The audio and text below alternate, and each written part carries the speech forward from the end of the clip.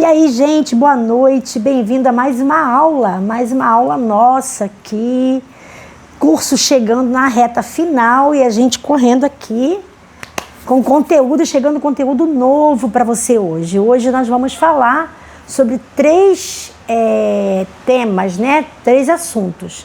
A gente está desdobrando, né? Sintomas e tratamentos de algumas das doenças de alma. E hoje a gente vai falar sobre depressão. A gente já começou a falar sobre outras em outras aulas, né? Na aula anterior, e hoje a gente vai falar sobre depressão, ok? Eu fiquei de passar para você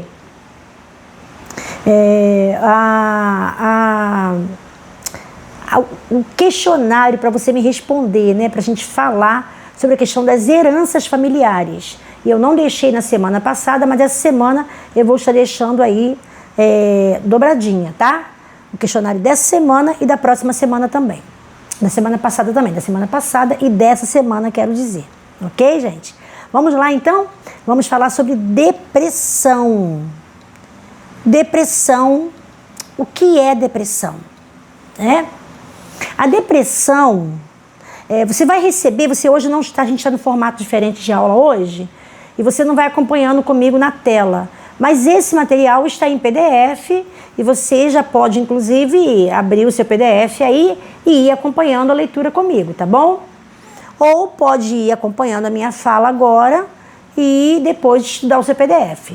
Tá legal, galera? A gente mudou o nosso formato aqui hoje para quebrar a rotina. Então vamos lá.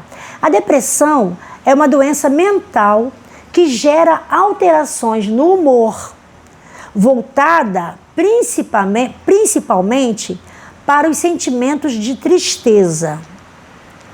Pode também a depressão apresentar algumas mudanças nos pensamentos e tornar o ritmo do nosso corpo mais lento. Ok? A prevalência ao longo da vida é, em média, de 14,6% em países desenvolvidos e 11,1% em países em desenvolvimento. As mulheres, olha isso aí, galera, as mulheres têm um risco maior, têm um risco de desenvolver depressão 2 a 3 vezes maior do que os homens. Será por quê, né? Será porque as mulheres têm aí em média de 2 a 3 vezes maior o risco de desenvolver depressão do que os homens? Será por quê? Existem inúmeros fatores. Primeiro, por causa da estrutura, né, psíquica da própria mulher. Mulheres costumam ser mais intensas, não é verdade? Mulheres costumam, na maioria das vezes, elas ficam mais com o encargo da família, filhos, né? Criação de filhos, a casa e tal. Mulher, muito mais por causa da intensidade da mulher, da diversidade, né? Já não é de hoje que se fala, enquanto o homem abre uma caixinha só, a mulher abre 4, 5, 10 caixinhas de uma só vez, né? A mulher é aquela que põe a comida ali, põe a roupa para bater na máquina, olha a criança, fala ao celular e ainda fecha o negócio. Então a mulher, por causa dessa intensidade da mulher, ela se expõe mais ao esgotamento, que pode gerar a depressão. Além do que também a mulher tem o fator da menopausa, né? E a questão, o período da menopausa é um período que mexe muito com a taxa hormonal, o que também pode acarretar um quadro depressivo, ok? Ficou claro isso aí, né? Metade dos casos em depressão apresenta o início dos sintomas na faixa etária de 20 a 50 anos de idade. Agora eu quero fazer uma observação que essa faixa etária aqui, ela tem infelizmente diminuído muito. Ela tem diminuindo muito para o início da depressão e vem aumentando muito para o final, né? O que antes, a partir dos 20 anos. Agora, infelizmente, você pega jovens aí, você recebe para cuidar de jovens com 10 crianças, né, com 10, 11, 12, 13 anos já dando sinais de depressão, de quadros depressivos, tá? Eu não digo com depressão em si, mas já dando sinais aí de um quadro, aí um ensaio de um quadro depressivo.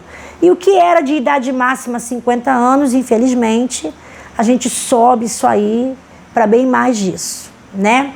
Pessoas com 60, 70 anos, especialmente por causa do que a gente vai falar lá na frente, tá? Agora, podendo também ocorrer antes ou depois dessas idades. Eu acabei de falar agora de acordo com vivências experimentadas. A gente vai falar bastante disso lá na frente. Na condição da depressão, agora sintomas da depressão. Na condição da depressão, manifestam-se tanto os sintomas psicológicos como físicos. Então a depressão, ela tanto traz sintomas psicológicos como traz sintomas físicos também. Entre eles, os mais comuns incluem, vamos lá, para os sintomas: humor deprimido e alterações do afeto. Aquela pessoa que antes era uma pessoa meiga, afetuosa, uma pessoa calorosa, já começa a ficar uma pessoa mais fria, mais distante, tá? Humor deprimido, alterações do afeto. O indivíduo experimenta tristeza constante, com uma redução significativa da capacidade de sentir prazer em atividades que antes eram fonte de satisfação. Então, é um sinal vermelho, você começa a ficar em estado de alerta, quando uma coisa que você fazia antes, que a pessoa fazia antes, e que era uma fonte de satisfação, de prazer, tinha um prazer em fazer aquilo, agora a pessoa começa a demonstrar já indiferença, apatia e distância, começa a ligar a luzinha vermelha, ok? Além da tristeza, é comum a manifestação de apatia e anestesia emocional. Que essa apatia é o quê? Apatia é essa indiferença, tá? A pessoa fica indiferente, né? Fulano, eu vou aí na sua casa. Ah, tá bom. Ah, que bom. Vem. Tudo bem, vem sim. Aquele vem sim, tá dizendo assim, se você vier, tudo bem. Se não vier, tudo bem também. Tipo assim, fulano, vamos tal lugar. Ah, se der, eu vou. Se der, eu vou. Mas não estou dizendo de alguém que já tenha um temperamento assim. Eu estou dizendo de uma mudança de comportamento onde começa a entrar esse quadro de apatia, de indiferença e anestesia emocional. Tanto faz um abraço, um carinho, um afeto, um gesto. A pessoa começa a ficar emocionalmente anestesiada. Já não sente tanto prazer mais em estar com pessoas, com pessoas que ela gostava de estar, de brincar e de rir. Agora já uma anestesia emocional, fazendo com que a pessoa reaja pouco ou nada às situações ao seu redor. A pessoa começa a ficar realmente muito apática, tá?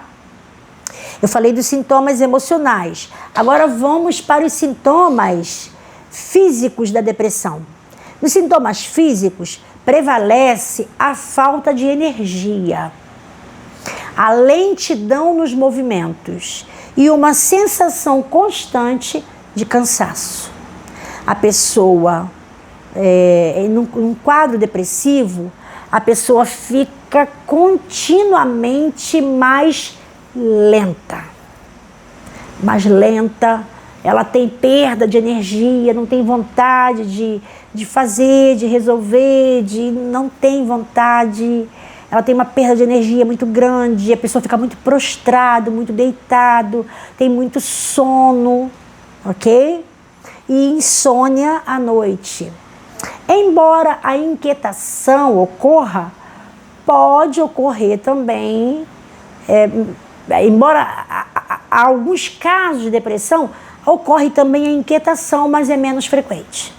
Essa inquietação acontece. Pode acontecer uma pessoa num quadro de depressão demonstrar inquietação, ficar mais inquieto? Pode. Mas é menos frequente, tá? Pode acontecer, mas é menos frequente. O mais frequente mesmo é a baixa da energia, a perda da energia, a apatia, a indiferença, o excesso de quietude, o querer ficar mais deitado, mais no cantinho.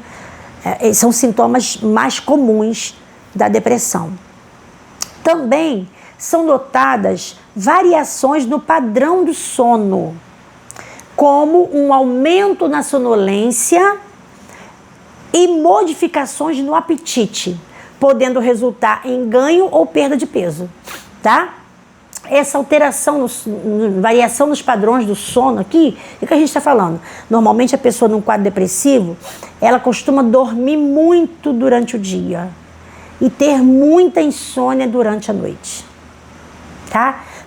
Pela perda de energia, ela acaba dormindo mais. Então, pelo fato de dormir muito durante o dia, acaba que durante a noite ela não encontra o sono, tá? Aí fecha com quadros de angústia, aí começa as implicações da ansiedade, aí a coisa vai ladeira abaixo, né? Um abismo vai chamando outro abismo, como diz a própria palavra de Deus. Agora, no desempenho cognitivo, a depressão pode incluir piora da memória, dificuldade de concentração e insegurança na tomada de decisão. Isso é importantíssimo, que no cognitivo, a depressão, ela mexe muito com o quadro, com o nosso cognitivo. Poder de decisão, a nossa memória, a pessoa fica mais lenta, então ela não assimila, ela tem mais lentidão para lembrar. Lembra, então eu não sei, é mesmo. É, sabe assim, lenta mesmo. E isso acaba comprometendo a memória também, e muita coisa, tá? Pensamentos negativos, consequentes da depressão. Esses pensamentos negativos tornam difícil para o indivíduo perceber os aspectos positivos do dia a dia, porque a pessoa em depressão, ela é tomada por pensamentos derrotistas, tá? A pessoa num quadro depressivo, ela está mergulhada em sentimentos e pensamentos de derrota. Então ela não consegue ver nada positivo à sua frente, ok? Vale ressaltar que não é necessário apresentar todos esses sintomas e eles podem flutuar ao longo do tempo, com períodos de melhora e agravamento. Se você esperar para fechar um laudo, né, que tudo isso que eu disse aqui, para fechar um laudo, eu vou esperar de cabo a rabo que todos esses sintomas apareçam? Não, tá? Esses sintomas, eles podem variar, eles podem flutuar, aparecendo uns, depois some aquele, aparece outro. Há casos que aparecem todos esses que eu falei, mas há outras situações que flutuam mesmo, aparecem uns, se destacam, depois eles se atenuam, aí se acentuam outros e vai nessa onda flutuante aí, tá ok? O diagnóstico da depressão. O diagnóstico é um passo fundamental para iniciar o tratamento adequado e oferecer o suporte necessário ao paciente. É importante lembrar que a depressão é uma doença e não um sinal de fraqueza. O que a gente ouviu por muitas décadas, né, gente? A gente ouviu isso por muitas décadas. A pessoa está deprimida, é um fraco. Então, no nosso meio, então, né, no meio evangélico, no meio cristão, a pessoa está depressivo, então não tem fé. Não tem fé. Tá?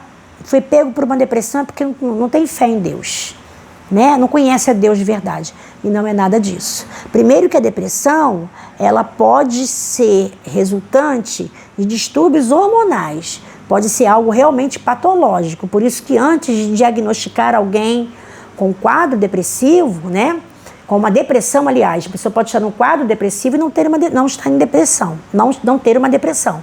Mas antes de diagnosticar alguém com depressão, é necessário que nós que somos terapeutas, a gente tenha o suporte do médico, né? Lá, exames de sangue para ver o nível de hormônio, para ver toda a questão patológica, né? Toda a questão hormonal do paciente, para que um médico possa descartar, não, o quadro hormonal está em ordem, todos os outros fatores do sangue estão todos em ordem, não há nenhuma disfunção aqui na questão de saúde. Aí a gente, então, havendo os sintomas, a gente pode considerar a existência de um quadro depressivo ou de uma depressão realmente, mas não é assim, né? Peguei, de repente a pessoa faz um quadro depressivo, a pessoa está em um período depressivo, dado algumas circunstâncias que a pessoa está vivendo, dado algumas situações que a pessoa está enfrentando, ela está num período de baixa. Um quadro depressivo não denota que a pessoa tenha depressão, que tenha doença, ok? Que tenha depressão. Uma coisa não tem a ver com a outra. A gente precisa entender isso muito bem, ok? Agora, é claro que a gente não pode dar mole também para esses quadros depressivos. Tem gente que brinca, né? Facilita, brinca com a tristeza, brinca de esconde-esconde com a tristeza, brinca de pique, que agora tá com você, agora tá comigo, tá com você, tá comigo. Brinca tanto, se entrega tanto tristeza e a gente costuma dizer assim, não brinca com a tristeza. Uma hora ela vem e não vai embora mais. Ok? Vigiar é importante. Vamos lá. Os profissionais de saúde mental utilizam critérios específicos, é o que eu acabei de falar agora, para avaliar e diagnosticar a depressão, incluindo a presença persistente de sintomas como tristeza profunda, perda de interesse ou prazer nas atividades, alterações no sono e no apetite, cansaço, sensações de falta de valor e, em alguns casos, até pensamentos suicidas. Ok? Então, além de critérios específicos, que é a questão, eu acabei de falar em cima, né? Que é a questão de ver, a questão de saúde do paciente. Além disso, existem todos esses outros critérios que precisam ser considerados e muito observados antes de a gente sair dando um diagnóstico, ok? O diagnóstico deve ser realizado por um profissional da área qualificado, que levará em conta o histórico médico, acabei de falar agora, o histórico médico, e conduzirá avaliações clínicas por meio de entrevistas. Ok? Não precisa nem comentar que a gente acabou de falar isso agora, né? Aqui você vê aí o estado de uma pessoa em depressão. É isso aí, ó. Aliás, você não vai ver. Pensei que estivesse na tela, né? Está na tela para mim aqui. Mas você com seu PDF aberto aí vai ver aí. Tá passando imagem agora de uma pessoa sentada num quarto escuro, distante, sozinha. É o estado de uma pessoa em depressão. A vontade é essa mesmo. É essa vontade aí, esse desejo por isolamento, ok? O tratamento da depressão pode envolver uma abordagem multidisciplinar, adaptada às necessidades individuais do paciente. Os métodos de tratamento mais comuns incluem, olha só, então eu falei lá em cima que o tratamento da depressão pode envolver uma abordagem multidisciplinar. O que é isso? A gente pode e deve no tratamento se utilizar de várias áreas de disciplina, várias atividades, né? Não é só o uso da medicação, né, para a depressão. Não é só o uso da medicação para a depressão, né? Existem várias técnicas e atividades que a gente pode se utilizar, pode e deve, para o tratamento da depressão. Vamos lá? Abordagem psicológica, como a terapia cognitivo-comportamental, que é o famoso TCC, né? Como é que é isso, né? De uma forma muito sucinta aqui para você. Na abordagem cognitivo-comportamental, a técnica cognitivo-comportamental, ela trabalha com a causa, com aquilo que hoje está te trazendo esse mal. Então, a gente vai entrar ali no que é dentro de um tempo presente e, se passado, não muito passado lá atrás, né? A gente vai estudar comportamentos, vivências, experiências, o que a gente está vivendo, o que a gente está vivenciando, o que a gente pode fazer para mudar essa rotina que está trazendo esse mal, o que a gente pode mudar na sua rotina, o que a gente pode mudar a nível de ambiente que você está vivendo, o que você pode mudar a nível de comportamento, o que você pode mudar a nível de hábito, costume, que pode trazer benefício para a sua saúde emocional.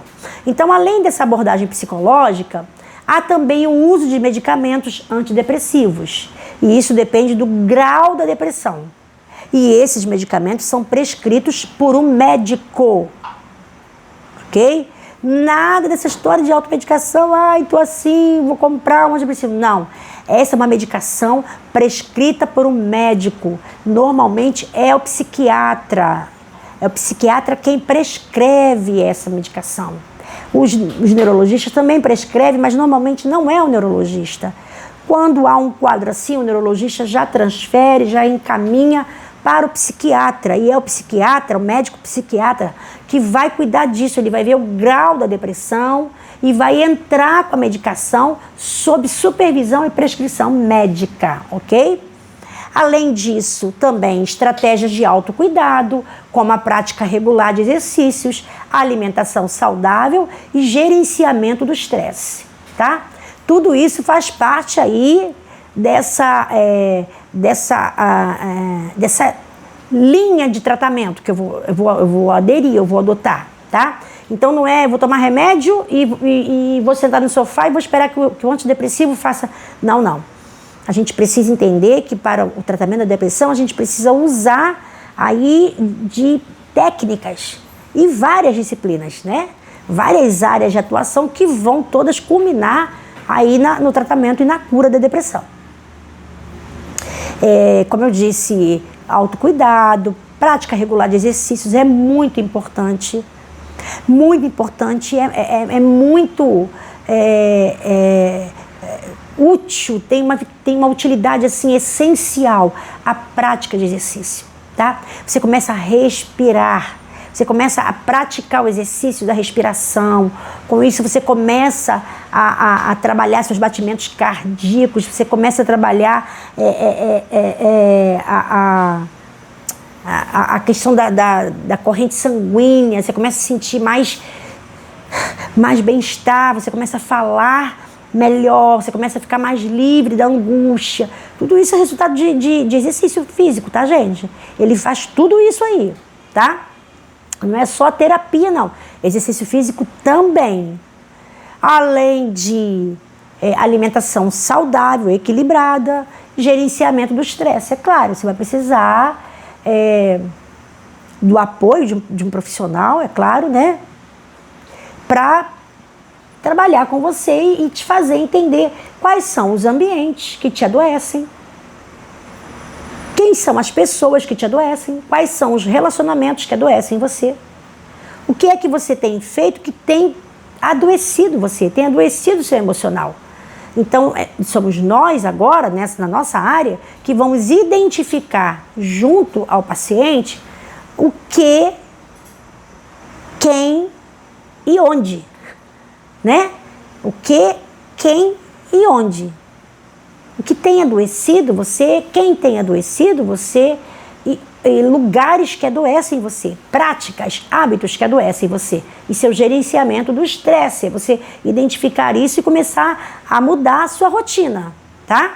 Mudar para você trabalhar e realmente evitar o estresse, ok? Além disso, o apoio social desempenha um papel crucial com a participação da família e amigos na recuperação. Nada de ficar enfiando o dedão lá e só culpando, dizer você é fraco, você não tem fé. Pelo amor de Deus, isso não ajuda ninguém. Então nessa hora o apoio familiar, o apoio dos amigos, essa rede aí de apoio social é importante demais para a cura da depressão.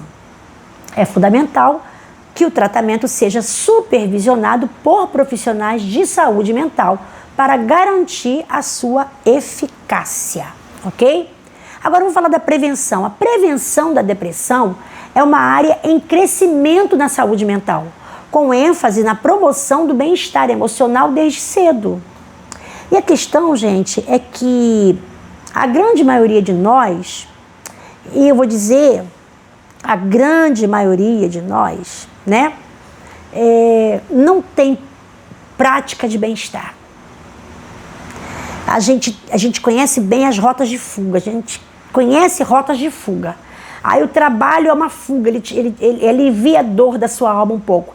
Aí você vai lá e enfia a cara no trabalho. Isso não vai te curar. É só uma rota de fuga. Essa rota, ela vai desenvolver, né, um comportamento em você, né?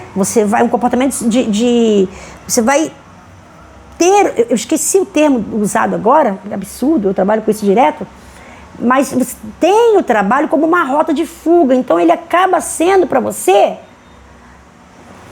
uma droga. Ele acaba se tornando uma droga para você. Porque ele não resolve seus problemas, porque você está bem enquanto você está ali trabalhando. Mas um momento você vai ter que sair daquele ambiente de trabalho.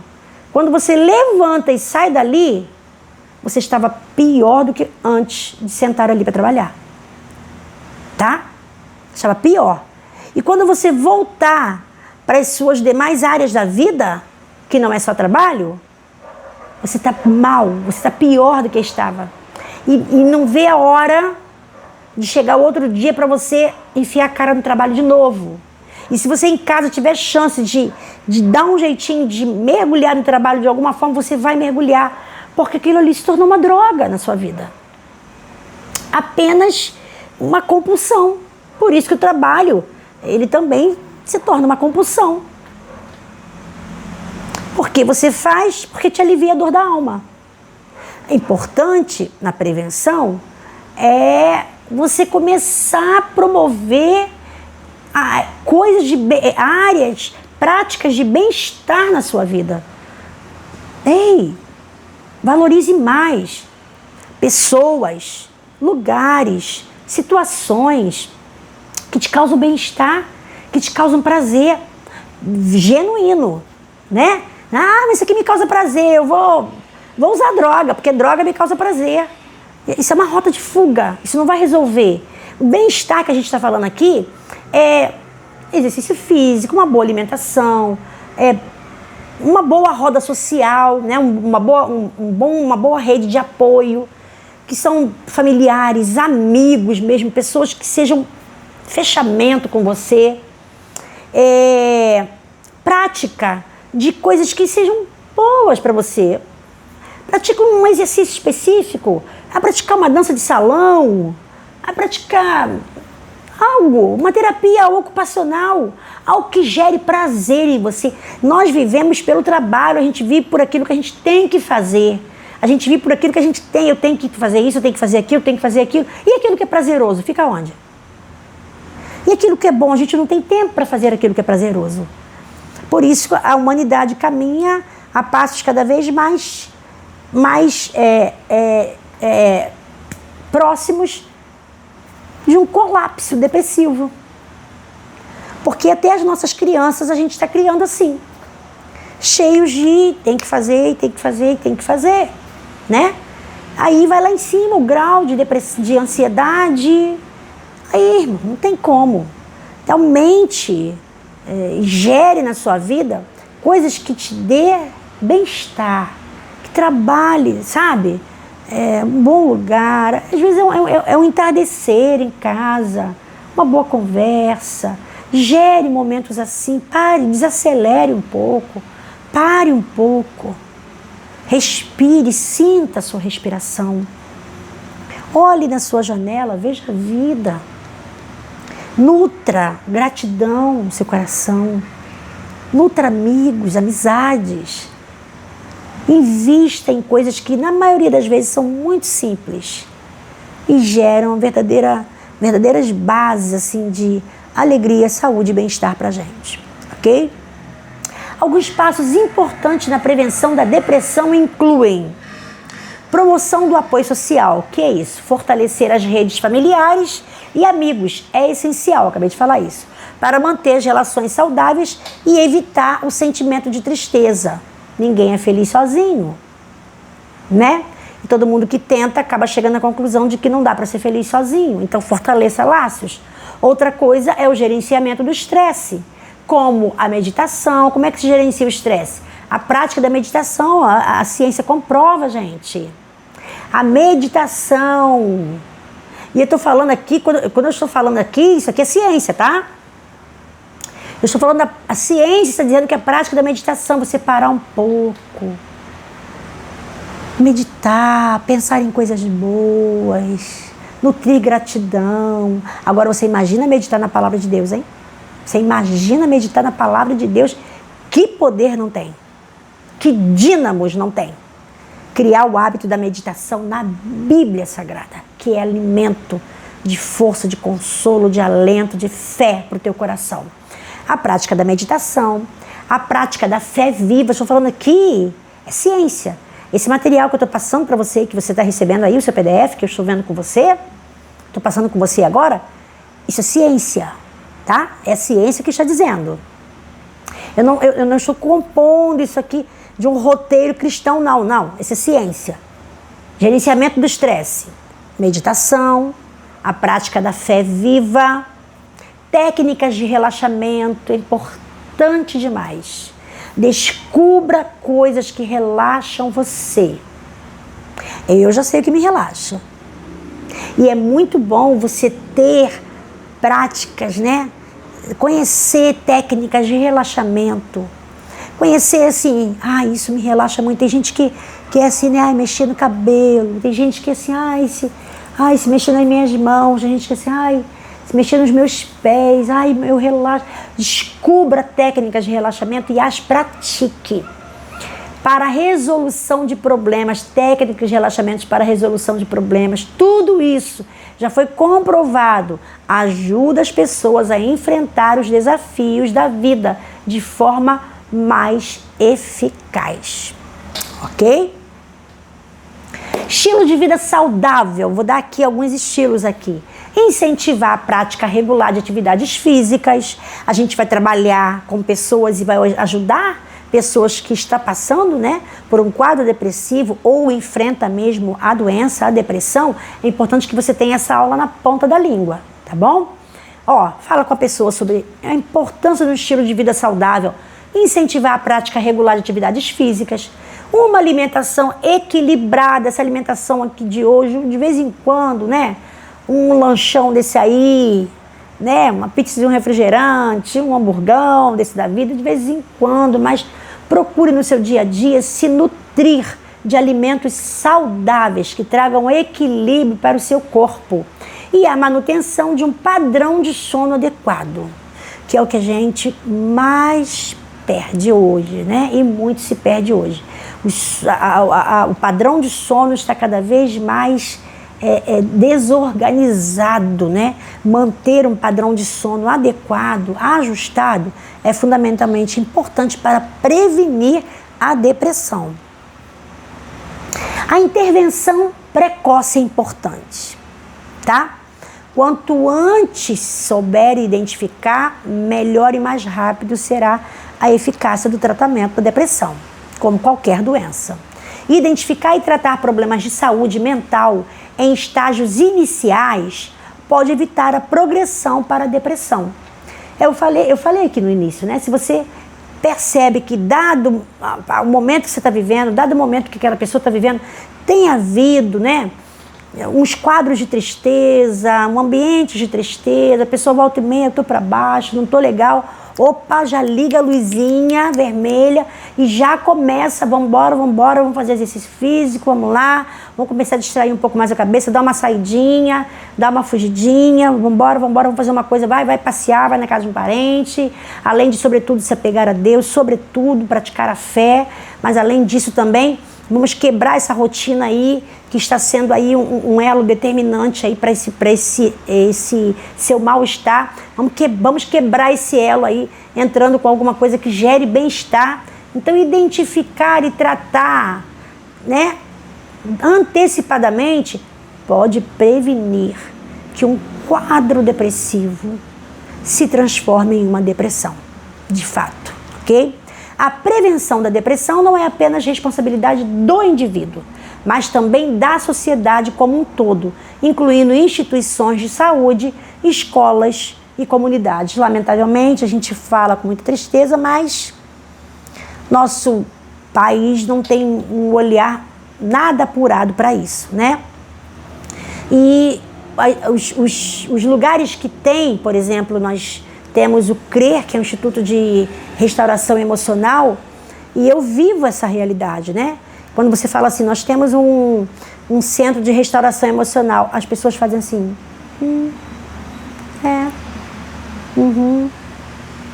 deu? Parece assim que não... Aí muitas dessas pessoas batem desesperado na porta, correndo, pedindo, pelo amor de Deus, meu filho, minha filha, minha irmã, meu pai, minha mãe. Mas não entende assim, gente, essa rede de apoio é importante.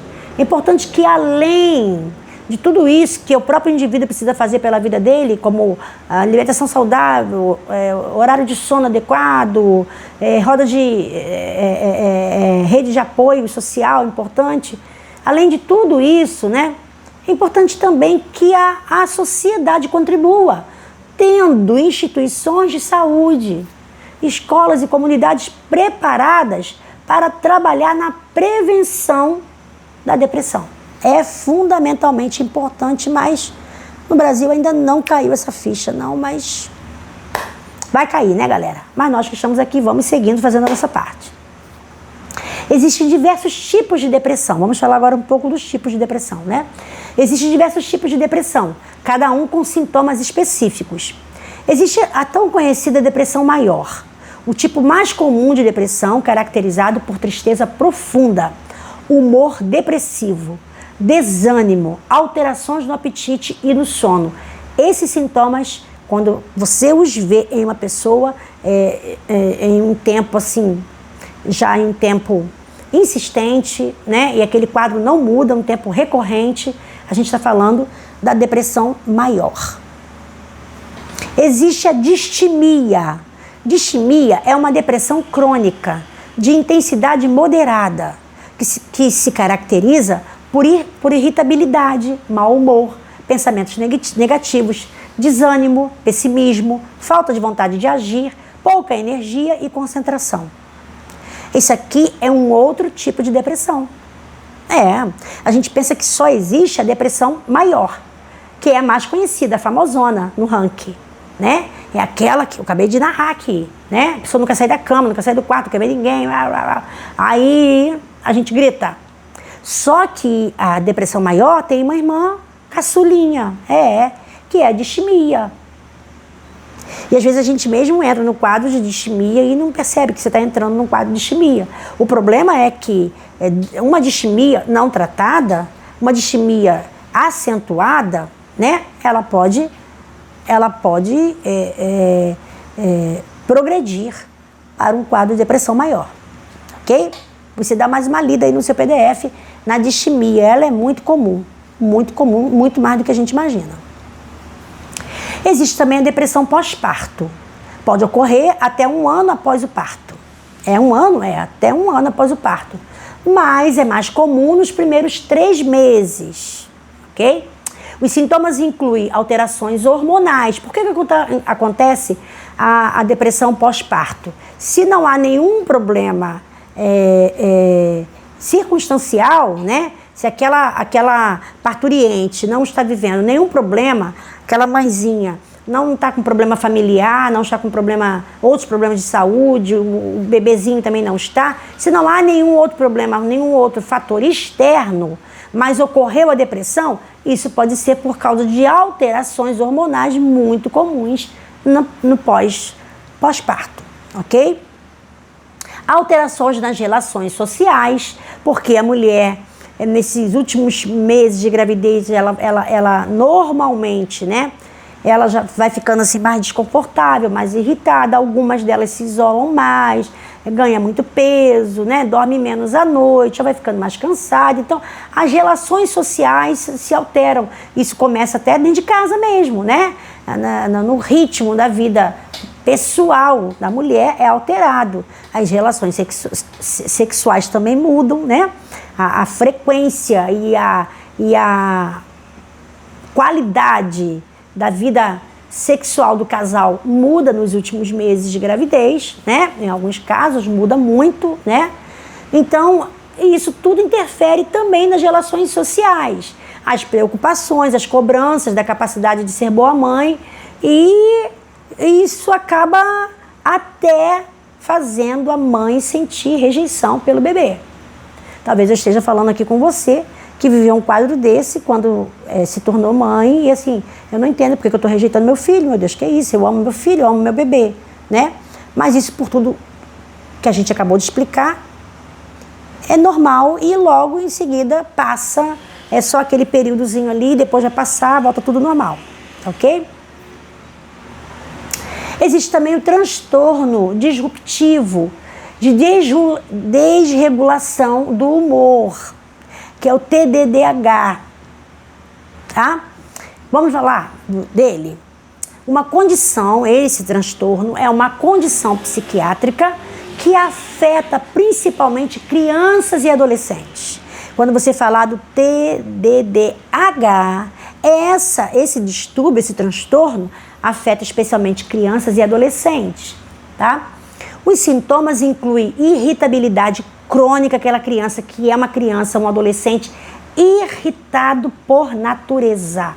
É o zangado, tá? É irritabilidade crônica, explosões de raiva, problemas comportamentais, tem problemas de se relacionar com os amigos, com os primos, com os colegas, com os coleguinhas na escola, tá? Com os demais pessoas da família. Dificuldades em lidar com frustrações e problemas de relacionamento.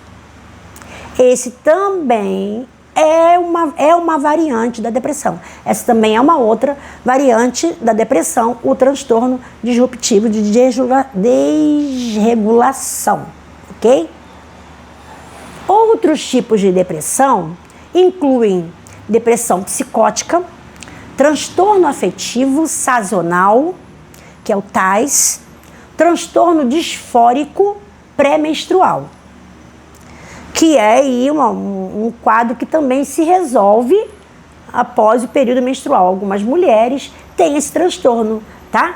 Que é o TDPM, que é o transtorno disfórico pré-menstrual. Antes do período de menstruação, a mulher, a jovem, ela fica mais irritadiça, ela fica mais distante, ela se isola mais. Vamos lá, os sintomas da depressão podem variar de paciente para paciente. E mesmo uma pessoa que já passou por mais de um episódio depressivo pode apresentar sintomas diferentes em cada um deles. Esse especificamente, o TDPM, é muito comum você ver, você que é mãe, observa, né? Ou você mesma, né? E você vai lidar com pessoas e de repente você vai explicar isso aqui. Olha, a gente está falando de um quadro depressivo, você identificou, não é uma depressão, não é um quadro sólido ali. São fases que você sente essa baixa, né? Na sua energia, na sua alegria, no seu humor. Aí vamos identificar, aí você começa a mapear isso aí. E de repente você vai identificar, quando mapear, quando começar a puxar, você vai identificar que isso está acontecendo sempre no período pré-menstrual. Se estiver acontecendo sempre essa baixa no período pré-menstrual, a gente não está falando de uma depressão comum, a gente está falando de um transtorno, que é o TDPM, que acontece depois a pessoa menstrua, a mulher menstrua, depois que ela menstruar, aquilo vai passar normalmente, vida que segue até o próximo mês. Algumas não é todo mês, acontece vez por outra, mas quando acontece é no período pré-menstrual. Aí é importante que você saiba disso para você orientar, ok? Qual é a fase mais perigosa da depressão? Vamos lá. A depressão pode ocorrer de diversas formas e graus de intensidade, podendo passar por estágios de depressão leve, moderada e severa. Esta última é conhecida como a depressão profunda, que é a depressão severa, considerada como a fase mais grave da doença. Então, se você vai acompanhar alguém, ou se você assistir essa aula, está se percebendo, e assim, caramba, eu acho que estou fazendo, ou eu acho que de vez em quando eu faço quadros depressivos, né? Então, vigia, cuidado, fique atenta, oriente para que a pessoa esteja atento, para não facilitar. Vá lá para parte inicial da aula, e pegue lá, né, as abordagens de prevenção da depressão.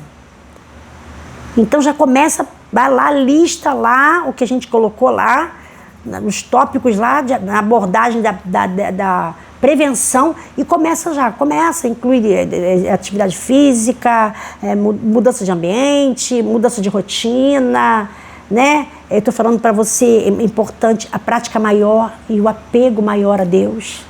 A fé é fundamental, gente. E como é fundamental. A fé é fundamental para te erguer. A depressão, ela é grave. Mas Deus tem um poder tremendo que pode curar qualquer nível de depressão. O poder de Deus é um remédio tremendo. Se apegar com Deus, se aproximar da vida em Deus, é fundamental. Fundamental. Percebeu? Está na fase aí da depressão leve, da moderada? Corre logo. Está num quadro depressivo leve? Corre logo. Corre e vai lá para outra parte da aula, orienta a pessoa aí logo, né? Lixe para ela as práticas de prevenção da depressão e peça para ela começar a abordagem agora, começar a praticar agora, para evitar que essa depressão de leve ou moderada chegue a severa, que é o ponto mais grave da doença. Tem cura para ela? Claro que tem.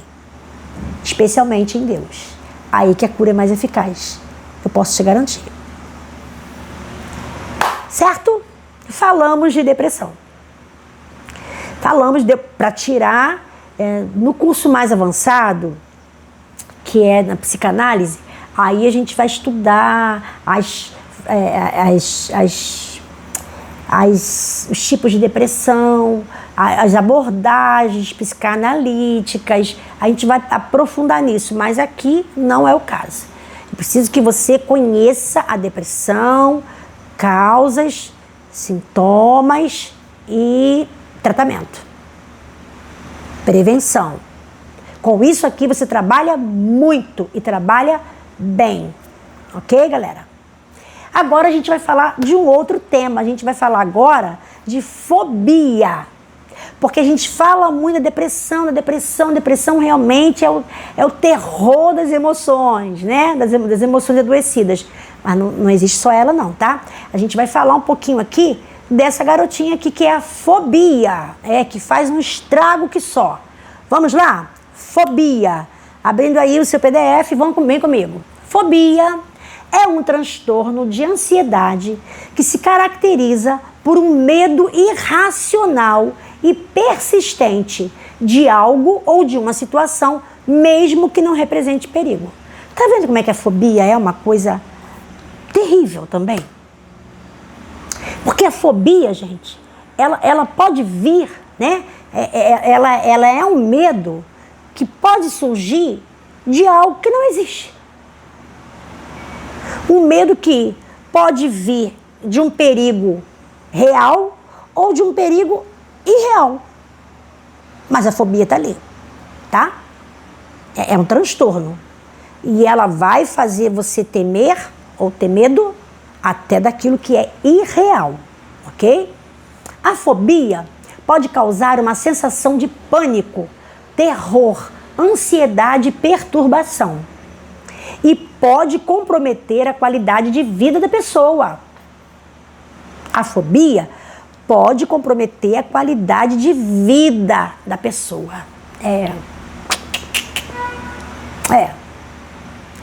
Imagina uma pessoa dominada por esse distúrbio aqui. A fobia.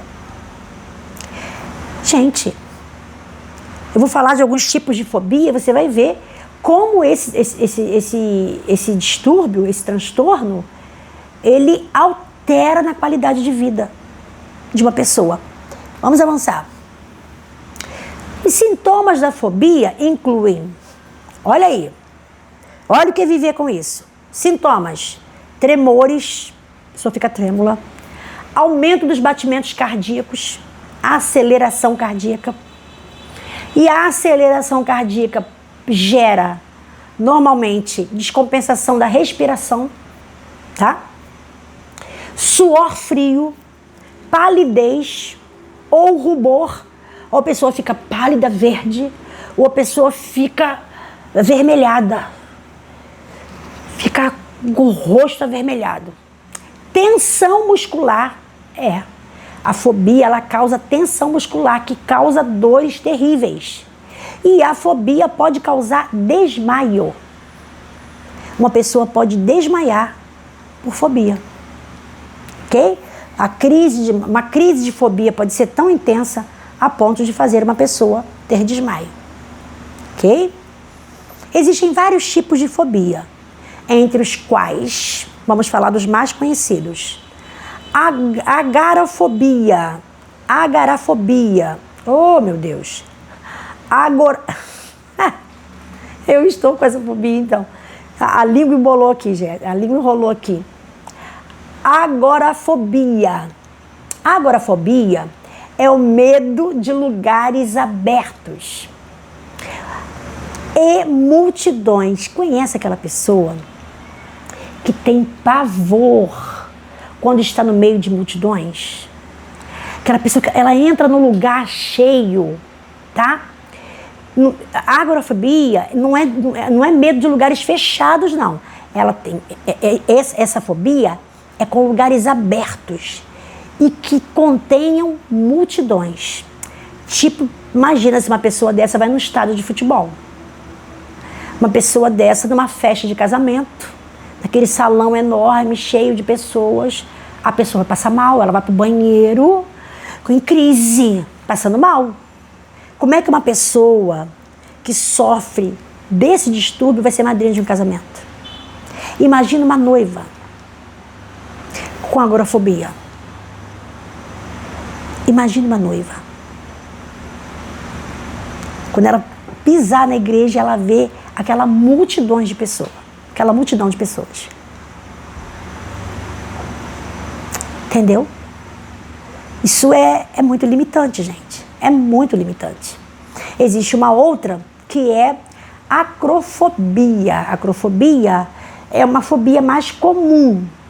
A agorafobia também é muito comum, tá?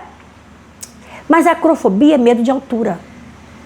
Muita gente, inclusive a minha saudosa e querida sogra, ela tinha acrofobia. Minha sogra não atravessava viadutos.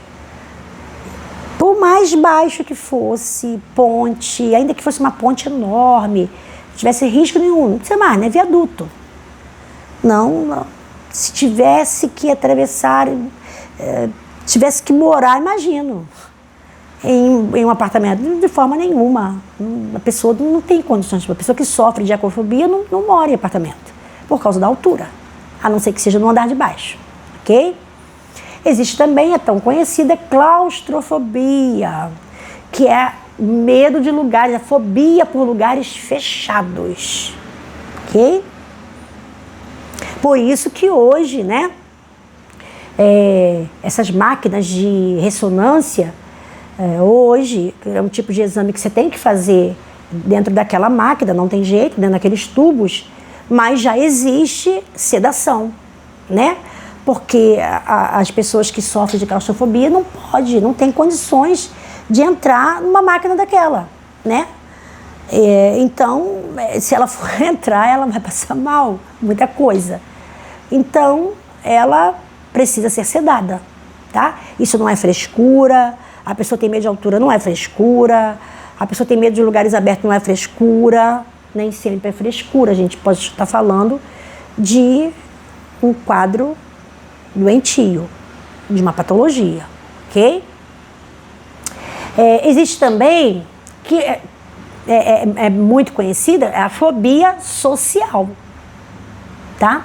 É o medo exagerado de interagir com outras pessoas. Aí tem muita gente que diz assim, eu já fui tão ferido, eu já fui tão traído, eu já fui tão isso que agora eu não quero me envolver com ninguém, eu não quero... Uma coisa é dizer isso, gente. Não estou falando disso, não. Eu estou falando de fobia social. Fobia social não é aquela coisa de você estar calejado porque Já foi tão traído por amizades e tal, que você agora quer reduzir o seu quadro de amigos. Eu não estou falando disso. Eu estou falando de pessoas que têm um medo exagerado de interagir com outras pessoas. A pessoa sofre de fobia social, tá? Ela não consegue nem trabalhar. Se ela tiver que para trabalhar, ela tem que trabalhar em lugar fechado, em lugar que ela trabalhe preferencialmente com no máximo uma só pessoa. Ela não consegue estar em eventos sociais, ela não consegue, tá? Tripofobia. Tripofobia é aquela pessoa, a tripofobia é o medo de buracos, imagens de buracos ou padrões irregulares. É menos comum, mas de repente daqui para lá você vai começar a identificar, tá? Por que eu estou passando esses tipos de fobia para você, tá? Porque é importante, porque de repente você vai tratar alguém, ela vai relatar que teve uma crise de ansiedade e você vai começar a analisar como é que se deu aquela crise, como é que tem se dado as crises de ansiedade, como é que tem sido esses episódios de ansiedade na vida dessa pessoa, esses episódios de crise de ansiedade, e de repente não se assuste se você identificar que aquela pessoa, na maioria das vezes que teve aquela crise de ansiedade, ela estava passando num túnel, tá? Ela estava passeando ao ar livre e ela passou perto de lugares onde ela viu buracos, ela viu lugares de padrões irregulares, né? Lugar mais alto, outros mais baixos, e ela começou a ver isso, né? Normalmente pessoas que têm esse tipo de fobia têm muita dificuldade com serra, subir serra, né? Aí é questão da altura, mas é questão também da profundidade, né? Na altura, porque olha, ai meu Deus, mas também essa questão do me sinto caindo em um buraco, eu me sinto jogada em um buraco, sabe, de olhar e ver a elevação da serra e de ver, eu estou aqui embaixo, aí lá em cima, e mais lá embaixo ainda, e isso vai dando um pânico e a pessoa pode realmente fazer, aí você vai começar a identificar se não tem relação com uma frequência a ir em lugares assim, estar em lugares assim e ter crises. Pode não ter relação nenhuma, mas você pode encontrar situações que você vai perceber que, caramba, eu estou lidando com uma pessoa que tem aí uma fobia específica com buracos e padrões de elevações e profundidade. Ok? Tem também a hidrofobia. Não precisa nem dizer, né? É o medo de água. Uma coisa a gente dizer assim, é medo de água. Tá, medo de água? Outra coisa a gente dizer assim, é medo de água mesmo, tá? Se aquela pessoa tiver que fazer um passeio e atravessar daqui e ali, não vai. Ela não vai. Uma coisa é você ter um medo. Outra coisa é você ter um medo que te limita. O medo limitou. Ele alterou as suas atitudes, as suas ações. Foi um medo suficiente para alterar suas atitudes, suas ações? Então, aí já é uma fobia. Consegue entender? Aí já é uma fobia, tá? Tem a aerofobia. A aerofobia, você já sabe, né? Que é o medo de avião. Ok? Tem a hematofobia.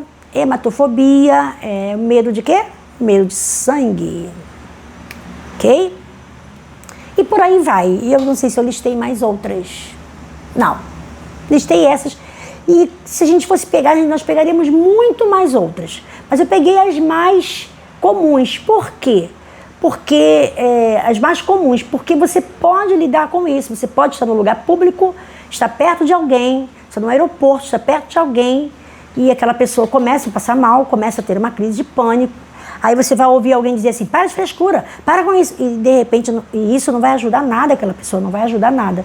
E de repente você está ali, passou pelo nosso curso, identificou, eu posso estar perto de alguém, e essa pessoa, caramba, ela está tendo agora uma crise, porque ela tem medo de avião. Ela tem aerofobia. Então, peraí, vamos tratar isso, vamos fazer o quê? Exercício da respiração com ela. Não tem jeito, ela vai ter que viajar, né? Então a gente vai fazer o exercício de respiração, a gente vai conversar com ela, trazê-la aqui para a realidade. Olha, você vai viajar, não vai acontecer nada, respira fundo, vamos lá. Cheira a flor, sopra a vela. Vamos lá? Cheira a flor, sopra a vela. Esse exercício de respiração, ele vai ser importante demais para você começar a sentir alívio nessa aceleração cardíaca. Você está sentindo aceleração cardíaca, você está sentindo